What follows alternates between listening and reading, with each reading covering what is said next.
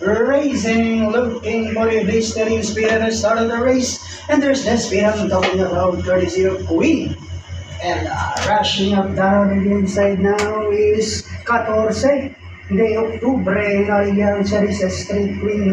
Running by the rail now is Double Strike and going along for the person. Oh, with the quick is riding Queen Ella. His favorite position as the pace setter. Enjoying a lane and that lead. 14 de Octubre is right behind in second, and 3 lines further back in third. Comes Double Strike, moving up on the outside now sa straight Queen. Bumabagya comes next. Equitem racing second last, and a long way back to Sun Rider, who's racing in this.